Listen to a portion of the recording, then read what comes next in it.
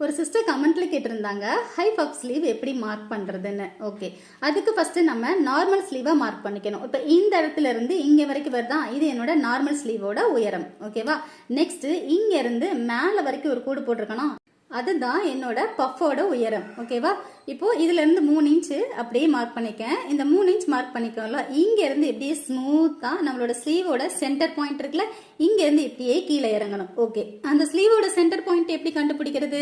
ஸ்லீவோட centre point கண்டுபிடிக்கிறதுக்கு நம்மளோட ஆர்ம் ஹோல் சுற்றளவை 2ஆ பிரிக்கணும். ஆர்ம் ஹோல் சுற்றளவு எப்படி எடுக்கணும்? அது நிறைய பேர் இந்த டவுட் எனக்கு வீடியோல கேட்டுட்டு இருந்தீங்க. ஆர்ம் ஹோல் சுற்றளவு எடுக்கிறதுக்கு நம்மளோட ஆர்ம் ஹோலுக்குள்ள இந்த மாதிரி டேப் விட்டுக்கோங்க.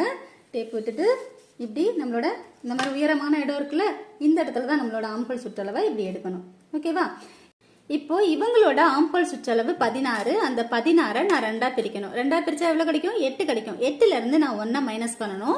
மைனஸ் பண்ணி வர ஆன்சரை 2ஆ பிரிக்கணும். இப்போ மைனஸ் பண்ண எவ்வளவு கிடைக்கும்? 7 கிடைக்கும். அப்ப நான் 7 2ஆ பிரிச்சா எனக்கு 3 கிடைக்கும்.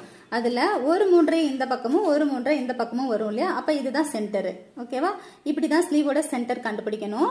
நெக்ஸ்ட் அப்படியே இங்க மேல இருந்து அப்படியே ஸ்மூத்தா இப்படி இந்த சென்டர்ல இப்படி இறங்கி நம்மளோட நார்மல் ஸ்லீவ்ல போயிட்டு இப்படியே இறங்கிடணும். ஓகேவா? இப்படிதான் பஃப் ஸ்லீவை மார்க் பண்ணணும். நெக்ஸ்ட் வீடியோல இந்த பஃப் ஸ்லீவை எப்படி ஸ்டிச் பண்ண அப்படிங்கறத பார்க்கலாம். ஓகே, ஸ்லீவ் மார்க்கிங் வீடியோல ஒரு சிஸ்டர் சொல்லியிருந்தாங்க நிறைய கால்குலேஷன் வருது, நிறைய இப்படி பிரிச்சு வரும் இல்லையா, அதனால கால்குலேஷன் நிறைய வருது அப்படின்னு சொன்னாங்க. சிஸ்டர், ஒரு 10 ஸ்லீவுக்கு மட்டும் இதே கால்குலேஷனை நீங்க யூஸ் பண்ணி பிராக்டிஸ் பண்ணுங்க. 11வது ஸ்லீவ்ல நீங்க ஒரு கெஸ்ட்லயே ஒரு ஸ்லீவை மார்க் பண்ணிடுவீங்க. கண்டிப்பா நீங்க கால்குலேஷன் யூஸ் பண்ண மாட்டீங்க. அந்த அளவுக்கு பிராக்டிஸ் ஆயிரும். பிராக்டிஸ்க்காக மட்டும் தான் இதை பிரிங்க, இந்த இடத்துல எடுங்க, இந்த 1/2 இன்ச்சை எடுங்க அப்படிங்கறத சொல்றது எல்லாமே பிராக்டிஸ்க்காக தான். ஓகேவா?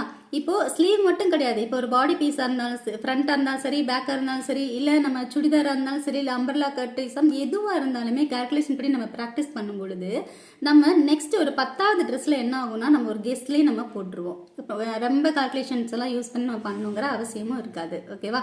எதுவுமே கஷ்டப்படாம ஈஸியா கத்துக்க முடியாது. கஷ்டப்பட்டாதான் நமக்கு அது ஒரு பின்காலத்துல நமக்கு அது ஈஸியா இருக்கும். ஓகேவா?